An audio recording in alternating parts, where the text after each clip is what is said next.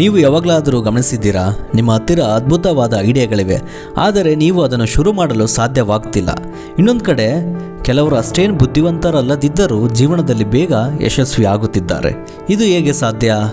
ಇವತ್ತಿನ ವಿಡಿಯೋದಲ್ಲಿ ನಾವು ಥಿಂಕರ್ ಆ್ಯಂಡ್ ಡೂಯರ್ ಅಂದರೆ ಯೋಚನೆ ಮಾಡುವವರು ಮತ್ತು ಕೆಲಸ ಮಾಡುವವರು ಇವರ ನಡುವೆ ಇರುವಂಥ ವ್ಯತ್ಯಾಸ ಮತ್ತು ನೀವು ಯೋಚನೆಯಿಂದ ಆ್ಯಕ್ಷನ್ಗೆ ಹೇಗೆ ಬದಲಾಗಬೇಕು ಎಂಬುದನ್ನು ಕಂಪ್ಲೀಟ್ ಡೀಟೇಲ್ಸ್ ಬ್ಲೂ ಪ್ರಿಂಟ್ನ ನಾನು ಕೊಡ್ತಾ ಇದ್ದೀನಿ. ಸ್ಕಿಪ್ ಮಾಡದೆ ಕೊನೆವರೆಗೂ ನೋಡಿ. ಚಾನಲ್ಗೆ ಯಾರೆಲ್ಲ ಹೊಸೊಬ್ಬರು ವಿಸಿಟ್ ಮಾಡ್ತಾ ಇದ್ದೀರಿ, ಇದೇ ರೀತಿ ಕಂಟೆಂಟ್ ನಿಮ್ಮೊಂದಿಗೆ ಬರಬೇಕಂದ್ರೆ ಏನು ಮಾಡಬೇಕು ಅದನ್ನು ಮಾಡಿ, ಅಥವಾ ನೀವು ಇದೇ ರೀತಿ ಸ್ಕಿಪ್ ಮಾಡ್ಕೊಂತ ಎಲ್ಲ ವೀಡಿಯೋನ ಜಾರಂಗಿದ್ರು ಜಾರಿ. ನಿಮ್ಮ ಲೈಫಲ್ಲಿ ಬದಲಾವಣೆ ತರೋಂಥ ಕಂಟೆಂಟ್ಗಳು ನಮ್ಮ ಚಾನಲಲ್ಲಿ ಬರ್ತಾ ಇರ್ತವೆ. ನೀವೇನಾದರೂ ಬದಲಾಗಬೇಕು, ಅಪ್ಡೇಟ್ ಆಗಬೇಕಂತ ಇದ್ದರೆ ಚಾನಲ್ ಸಬ್ಸ್ಕ್ರೈಬ್ ಮಾಡ್ಕೊಳ್ಳಿ, ಬೆಲ್ ಐಕಾನ್ ಪ್ರೆಸ್ ಮಾಡಿ. Let's begin the video without wasting single second. Thinker ಅಂದರೆ ಯಾರು? Who is a thinker? ಅವರ ಗುಣಲಕ್ಷಣಗಳ ಬಗ್ಗೆ ತಿಳ್ಕೊಳೋದಾದರೆ ಇವರು ಯಾವಾಗಲೂ ಪ್ಲ್ಯಾನ್ ಮಾಡೋದ್ರಲ್ಲೇ ಮುಳುಗಿರ್ತಾರೆ. ಪ್ರತಿಯೊಂದು ಪರ್ಫೆಕ್ಟ್ ಆಗಿರಬೇಕು ಅಂತ ಬಯಸ್ತಾರೆ. ಇನ್ನು ಅವ್ರ ನೆಗೆಟಿವ್ ಬಗ್ಗೆ ನೋಡೋದಾದರೆ ಇವರು ತುಂಬ ಬುದ್ಧಿವಂತರು, ದೂರದೃಷ್ಟಿನೂ ಹೊಂದಿರ್ತಾರೆ.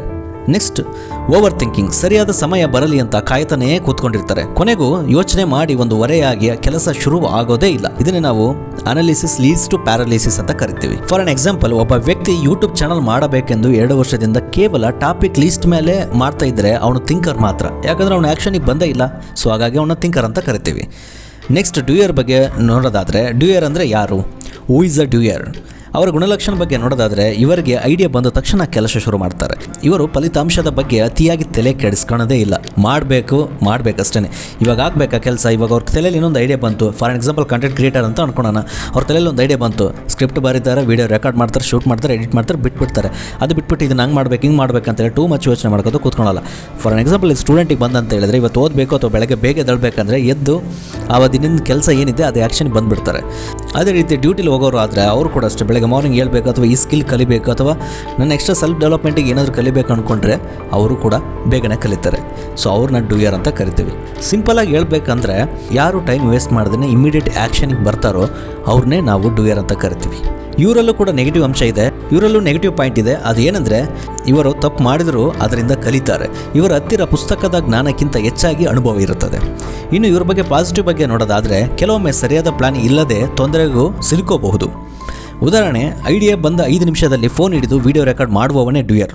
ನಾನು ಹೇಳಿದಲ್ವಾ, ನಿಮಗೆ ಇಮಿಡಿಯೇಟ್ ಐಡಿಯಾ ಬಂತು ಅಥವಾ ಏನೇ ಬಂತಂದ್ರೂ ನಿಮ್ಮ ತಲೆಯಲ್ಲಿ ಏನೋ ಯೋಚನೆ ಬಂತಂದರೆ ಅದನ್ನು ಬಿಡೋಕ್ಕೆ ಹೋಗಬೇಡಿ. ಬಿಟ್ಟಂದರೆ 1000 ಥಾಟ್ಸ್ ಕ್ರಿಯೇಟ್ ಮಾಡುತ್ತೆ. ಅದನ್ನ ಇಟ್ಕೊಳ್ಳಿ, ಕೆಲಸ ಮಾಡಿ ಅಷ್ಟೇ.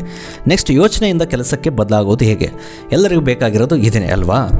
ಸೊ ಏನಂದರೆ ಥಿಂಕಿಂಗಿಂದ ಆ್ಯಕ್ಷನಿಗೆ ಹೇಗೆ ಕನ್ವರ್ಟ್ ಆಗಬೇಕನ್ನೋದೇ ಇರೋದು. ಈ ಶಿಫ್ಟ್ ಎನರ್ಜಿ ಅನ್ನೋದು ತುಂಬ ಇಂಪಾರ್ಟೆಂಟ್ ಇದೆ. ಇದನ್ನು ಯಾರೆಲ್ಲ ಫಾಲೋ ಮಾಡ್ತಾರೆ, ಇದು ಕೇಳೋಕ್ಕೆ ತುಂಬ ಹಿತವಾಗಿದೆ. ಫಾಲೋ ಮಾಡೋದು ತುಂಬ ಕಷ್ಟ ಇದೆ. ಇದು ಯಾರು ಸಕ್ಸಸ್ ಆಗಬೇಕಂತ ಇದ್ದಾರೆ, ಲೈಫಲ್ಲಿ ಏನಾದರೂ ದೊಡ್ಡದಾಗಿ ಮಾಡಬೇಕಂತ ಇದ್ದಾರೆ, if they want to do the big in their life ಅಂದರೆ ಅವ್ರಿಗೆ ಇದು ಸೂಕ್ತವಾಗಿದೆ. ದಯವಿಟ್ಟು ಗಮನ ಇಟ್ಟು ಕೇಳಿ. ಯಾವುದಾದ್ರೂ ಕೆಲಸ ಮಾಡಬೇಕಂತ ಅನಿಸಿದಾಗ 5, 4, 3, 2, 1 ಅಂತ ಹೇಳಿ ಸ್ಟಾರ್ಟ್ ಮಾಡಿಬಿಡಿ. ಕೌಂಟ್ ಮಾಡಿ ಸ್ಟಾರ್ಟ್ ಮಾಡಿ. ಇದು ಮೆದುಳಿಗೆ ಯೋಚಿಸೋಕ್ಕೆ 1 ಸೆಕೆಂಡು ಕೂಡ ಗ್ಯಾಪ್ ಕೊಡಬಾರ್ದು. ನಮ್ಮ ಮೈಂಡ್ ಏನಂತ ಹೇಳಿದ್ರೆ, ನೀನು ಟೈಮ್ ಕೊಟ್ಟ ಅಂತ ಹೇಳಿದ್ರೆ 1000 ಥಾಟ್ಸ್ ಕ್ರಿಯೇಟ್ ಮಾಡುತ್ತೆ. ಹಾಗಾಗಿ ಮೈಂಡಿಗೆ ಟೈಮ್ ಗ್ಯಾಪ್ ಕೊಡೋಕ್ಕೆ ಹೋಗಬೇಡಿ. 5, 4, 3, 2, 1 ಅಂತ ಹೇಳಿ ಸ್ಟಾರ್ಟ್ ಮಾಡಿಬಿಡಿ. ಇಮ್ಮಿಡಿಯೇಟ್ ನೀವು ಆ್ಯಕ್ಷನಿಗೆ ಬಂದ ತಕ್ಷಣವೇ ಅವ ಮೈಂಡು ಬೇರೆ ತಾಟಿಗೆ ಹೋಗಲ್ಲ. ನೀವು ಯಾವ್ದು ಕೆಲಸಕ್ಕೆ ಹೋಗ್ತಿರೋ ಅವಾಗ ಆ್ಯಕ್ಷನಿಗೆ ಇಳಿದ್ಬಿಡುತ್ತೆ. ನೆಕ್ಸ್ಟ್ ನೋಡೋದಾದರೆ ಪರ್ಫೆಕ್ಷನ್ ಬಿಟ್ಬಿಡಿ. ಮೊದಲು ಸಲ ನೀವು ಮಾಡುವಾಗ ಕೆಲಸ ಚೆನ್ನಾಗಿರಲೇಬೇಕಂತ ಆಟ ಹಿಡಿಯೋಕ್ಕೆ ಹೋಗಬೇಡಿ. ಕೆಲಸ ಶುರು ಮಾಡೋದು ಮುಖ್ಯ ಅಷ್ಟೇ, ಸುಧಾರಿಸೋದು ಆಮೇಲೆ. ಫಸ್ಟ್ ಕೆಲಸ ಆಗಬೇಕು ಅಷ್ಟೇ. ನೀವು ಆ್ಯಕ್ಷನಿಗೆ ಇಳಿದ ಮೇಲೆ ಪರ್ಫೆಕ್ಷನ್ ಏನಾದರೂ ಆಗಲಿ, ಅದು ಕೆಲಸ ಆಗಲಿ ಕೆಲಸ ಆಗದೇ ಇರಲಿ, ಬಟ್ ನೀವು ಕೆಲಸ ಕೇಳಿದ್ದೀರಾ, ಆ ರಿಸಲ್ಟ್ ಬಗ್ಗೆ ಯೋಚನೆ ಮಾಡೋಕ್ಕೆ ಹೋಗಬೇಡಿ. ಕೆಲಸ ಯಾವ ಪ್ರಮಾಣದಲ್ಲಿ ಬರ್ತದೆ ಅನ್ನೋದು ಯೋಚನೆ ಮಾಡೋಕ್ಕೆ ಹೋಗಬೇಡಿ. ಹಂಗೆ ನೋಡೋಕೆ ಹೋದರೆ ಇವಾಗ ನೀವು ವೀಡಿಯೋ ನೋಡೋಕೆ ಹೋದ್ರು ಅಥವಾ ಇನ್ಷಿಯಲ್ ವೀಡಿಯೋ ನೋಡಿ ಕಂಪೇರ್ ಮಾಡಿದ್ರು ಕೂಡ ನಿಮಗೆ ಗೊತ್ತಾಗುತ್ತೆ ನನ್ನ ವೀಡಿಯೋ ಆವಾಗ ಹೆಂಗಿದೆ ಇವಾಗ ಹೇಗಿದೆ ಅನ್ನೋದು. ಕೆಲಸ ಶುರು ಆಗಬೇಕಷ್ಟೇ, ರಿಸಲ್ಟು ಬಿಟ್ಬಿಡಿ. ಸುಧಾರಿಸ್ಕೊಂತ ಒಂದಲ್ಲ ಒಂದಿನ ಮಾಡ್ಕೊತ ಹೋದಾಗ ಅನುಭವದ ಮೇಲೆ, ಎಕ್ಸ್ಪೀರಿಯನ್ಸ್ ಮೇಲೆ, ನಾಲೆಡ್ಜ್ ಮೇಲೆ ಅದು ಇಂಪ್ರೂವ್ಮೆಂಟ್ ಆಗುತ್ತೆ. ಸೊ ಹಾಗಾಗಿ ಕೆಲಸ ಶುರು ಮಾಡೋಕ್ಕೆ ಪರ್ಫೆಕ್ಷನ್ ನೋಡೋಕೆ ಹೋಗಬೇಡಿ, ಇಮಿಡಿಯೇಟ್ ಆ್ಯಕ್ಷನಿಗೆ ಕನ್ವರ್ಟ್ ಮಾಡ್ಕೊಳ್ಳಿ. ಸಣ್ಣ ಗೆಲುವುಗಳು. ಇಡೀ ಬೆಟ್ಟವನ್ನು ಹತ್ತುವ ಯೋಚನೆಯನ್ನು ಬಿಟ್ಟೇ ಬಿಡಿ. ಮೊದಲು ಹೆಜ್ಜೆ ಇಡಿ. ಸಣ್ಣ ಕೆಲಸ ಮುಗಿಸಿದಾಗ ಸಿಗೋ ಖುಷಿ ನಿಮಗೆ ಕಾನ್ಫಿಡೆನ್ಸ್ ಕೊಡುತ್ತೆ. ಈಗ ನಾನು ದೊಡ್ಡ ಕೆಲಸ ಮಾಡಬೇಕಂತೇಳಿ ನೀವು ದೊಡ್ಡ ಯೋಚನೆ ಮಾಡ್ಕೊಂಡ್ಬಿಟ್ಟು ಅಯ್ಯೋ ನನ್ನ ಹತ್ರ ಈಗ ಫಾರ್ ಎಕ್ಸಾಂಪಲ್ ಯೂಟ್ಯೂಬ್ ಕ್ರಿಯೇಟರ್ ಅಥವಾ ಸೋಷಿಯಲ್ ಮೀಡಿಯಾ ಕ್ರಿಯೇಟರ್ ಆಗಬೇಕಂದ್ರೆ ದೊಡ್ಡ ಕ್ಯಾಮ್ರಾ ಬೇಕು, ಮೈಕ್ ಬೇಕು, ಆಮೇಲೆ ರೂಮ್ ಸೆಟಪ್ ಬೇಕು, ಸ್ಟುಡಿಯೋ ಸೆಟಪ್ ಬೇಕಂತ ಅನ್ಕೊಂಡು ಕೂತ್ಕೊಂಡ್ರೆ ಆಗಲ್ಲ. ಏನಿದೆಯೋ ಅದನ್ನು ತೊಗೊಂಡು ಮಾಡ್ತಾ ಇರಬೇಕು. ಒಂದಿನ ಅದಕ್ಕೆ ರೀಚ್ ಆಗ್ತಾರೆ. ಇವತ್ತು ಯಾರೆಲ್ಲ ದೊಡ್ಡ ಕ್ರಿಯೇಟರ್ಸ್ ಇದ್ದಾರೆ ಅಥವಾ ಸಾಧಕರಿದ್ದಾರೆ, ಅವರಲ್ಲಿ ಏನಿದೆ ಅದನ್ನು ಬಳಸ್ಕೊಂಡ್ಬಿಟ್ಟು ಇವತ್ತು ದೊಡ್ಡ ಮಟ್ಟಕ್ಕೆ ಬೆಳೆದಿದ್ದಾರೆ. ಹಾಗೆ ನೀವು ದೊಡ್ಡದಾಗಿ ಏನಂತ ಹೇಳಿದ್ರೆ ಅಧಿಕಾರಿ ಆಗಬೇಕು, CA ಮಾಡಬೇಕು ಅಥವಾ ಇಂಜಿನಿಯರ್ ಆಗಬೇಕು, ಡಾಕ್ಟರ್ ಆಗಬೇಕು ಅಥವಾ IPSC UPSC ಎಕ್ಸಾಮ್ ಬರೀಬೇಕಂತ ಹೇಳಿದ್ರೆ ಒಂದೇ ಸರಿ ನೀವು ದೊಡ್ಡ ಬುಕ್ ತಂದು ಓದೋಕ್ಕಾಗಲ್ಲ. ನಿಮಗೇನು ಸಂಬಂಧಪಟ್ಟಿದೆ ಆ ಸಂಬಂಧಪಟ್ಟಂಥ ಚಿಕ್ಕ ಚಿಕ್ಕ ಟಾಪಿಕ್ಗಳನ್ನು ಇಂಪಾರ್ಟೆಂಟ್ ಇರೋದನ್ನ ಕವರೇಜ್ ಮಾಡ್ಕೊಂತ ಹೋದ್ರೆ ಒಂದಿನ ನೀವು ಅದಕ್ಕೆ ರೀಚ್ ಆಗ್ತೀರಿ. ಸೇಮ್ ಥಿಂಗ್ ಕೂಡ ಇದು ಅಷ್ಟೇ. ಫಾರ್ ಎಕ್ಸಾಂಪಲ್ ಇದನ್ನು ಇಮ್ಯಾಜಿನ್ ಮಾಡ್ಕೊಳ್ಳಿ, ಬ್ಯೂಟಿಫುಲ್ ಸ್ಟೋರಿ ಇದೆ. ನೀವು ಬೆಂಗಳೂರಿಂದ ಹುಬ್ಳಿಗೆ ಹೊರಟಿದ್ದೀರಿ ನೈಟು, ನಿಮಗೆ ಕಾರ್ ಕೊಡ್ತಾಯಿದ್ದೀನಿ ನಾನು, ಕೀನೂ ಕೊಡ್ತಾಯಿದ್ದೀನಿ. ನೀವು ಕಾರಲ್ಲಿ ಹತ್ತಿದ ತಕ್ಷಣ ಹುಬ್ಬಳ್ಳಿ ಮಾಡ್ತೀರಾ? ಇಲ್ಲ. ಫಸ್ಟ್ ನೀವು ಕಾರಿಗೆ ಎಂಟರ್ ಆಗ್ತೀರಾ, ಕಾರ್ ಸ್ಟಾರ್ಟ್ ಮಾಡ್ತೀರಾ, ಸ್ಟಾರ್ಟ್ ಮಾಡಿದ್ಮೇಲೆ ಲೈಟ್ ಹಾಕ್ತೀರಾ. ಲೈಟ್ ಹಾಕಿದ್ದು ಒಂದು 10 ಫೀಟು ಅಥವಾ 15 ಫೀಟ್ವರೆಗೂ ಅದು ಲೈಟ್ ಬೆಳಕು ಫೋಕಸ್ ಕಾಣುತ್ತೆ. ನಿಮಗೆ ಹುಬ್ಳಿವರೆಗೂ ಕಾಣುತ್ತಾ ಫೋಕಸ್ಸು? ಇಲ್ಲ. ಆ ಬೆಳಕು ಕಾಣೋದು 10 ಅಡಿ ಮಾತ್ರ. ನೀವು ಕ್ರಮಿಸೋದೆಷ್ಟು? ಆ 10 ಅಡಿ ಮಾತ್ರನೇ. ಹುಬ್ಳಿ ತನಕ ನೀವು ಹೋಗ್ತೀರಾ ಅದೇ ಲೈಟ್ ಇಟ್ಕೊಂಡು? ಇಲ್ಲ ತಾನೇ. ನಿಮಗೆ ಬೆಳಕು ಎಲ್ಲಿವರೆಗೆ ಕಾಣುತ್ತೋ ನೀವು ಅಲ್ಲಿವರೆಗೆ ಹೋಗ್ತೀರಾ. ಸೊ ಅದೇ ರೀತಿ ನೀವು ಜರ್ನಿ ಮಾಡ್ಕೊತ ಹೋದಾಗ ಒಂದು ಟೈಮ್ ಅಂತ ಇರುತ್ತೆ, ಡ್ಯೂರೇಷನ್ ಅಂತ ಇರುತ್ತೆ, ಅದಕ್ಕೆ ಜರ್ನಿ ಅಂತ ಕರೀತಾರೆ. ಎಲ್ಲೋ ಕಡೆ ನಿಲ್ಲಿಸ್ತೀರಾ ಅಥವಾ ಎಲ್ಲೋ ಪಂಚರ್ ಆಗುತ್ತೆ ಅಥವಾ ಊಟಕ್ಕೆ ನಿಲ್ಲಿಸ್ತೀರಾ, ರೆಸ್ಟ್ ತೊಗೊತೀರಾ. ಸೊ ಇದನ್ನೆಲ್ಲ ಮಾಡ್ತೀರಾ. ನೀವು ಸುಸ್ತು ಆಗ್ತೀರಾ, ಟಯರ್ಡ್ ಆಗ್ತೀರಾ, ರೆಸ್ಟ್ ಮಾಡ್ತೀರಾ. ಆದರೂ ಟಯರ್ಡ್ ಆದರೂ ಕೂಡ ನೀವು ಅದನ್ನು ಜರ್ನಿನ ಎಂಜಾಯ್ ಮಾಡ್ಕೊತ ಹೋದಾಗ ನೀವು ಹುಬ್ಳಿ ಮುಟ್ತೀರಾ, ಡೆಸ್ಟಿನೇಷನ್ ರೀಚ್ ಆಗ್ತೀರಾ. ಸೇಮ್ ಥಿಂಗ್ ನೀವು ದೊಡ್ಡ ಸಾಧನೆ ಮಾಡಬೇಕು ಲೈಫಲ್ಲಿ ಅಂತ ಅಂದರೆ, ಫಾರ್ ಎಕ್ಸಾಂಪಲ್ ಕಾರ್ ಅಷ್ಟೇ, ನಿಮಗೆ 10 ಅಡಿ ಫೋಕಸ್ ಕಾಣುತ್ತೆ. ಈಗ ನಿಮಗೆ ಅಷ್ಟೇ ದೊಡ್ಡ ಕೆಲಸ ಮಾಡಬೇಕಂದ್ರೆ ಬೆಳಗ್ಗೆ ಹೇಳ್ಬೇಕನ್ನೋದು ನಿಮ್ಮ ಗುರಿ ಕಣ್ಮುಂದೆ ಇದೆ. ಬೆಳಗ್ಗೆ ಎದ್ದ ಮೇಲೆ ಏನೋ ಒಂದು ಕೆಲಸ ಮಾಡಬೇಕಂತ ಅನಿಸುತ್ತೆ.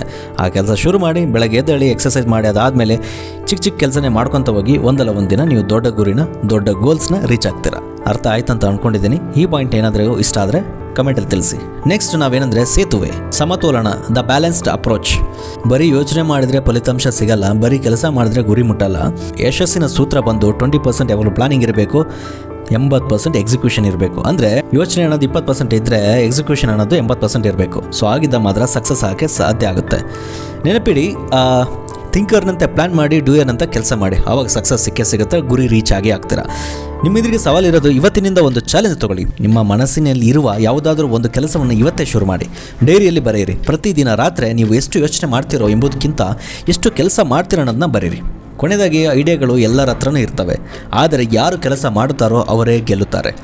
ನೀವು ಇಂದಿನಿಂದ ಡ್ಯೂಯರ್ ಆಗ್ತೀರಾ ಅಂತ ನಾನು ನಂಬಿದ್ದೇನೆ. ನೀವು ವಿಡಿಯೋ ಇಷ್ಟ ಆದರೆ ಲೈಕ್ ಮಾಡಿ, ನೀವು ಥಿಂಕರಾ ಅಥವಾ ಡ್ಯೂಯರಾ ಎಂದು ಕಮೆಂಟ್ ಮಾಡಿ ತಿಳಿಸಿ. ಇಂತಹ ಮತ್ತಷ್ಟು ವಿಡಿಯೋಗಳಿಗಾಗಿ ಚಾನಲ್ ಸಬ್ಸ್ಕ್ರೈಬ್ ಮಾಡ್ಕೊಳ್ಳಿ. See you all in the next video. I wish you all the very best to everyone. Thank you. Time.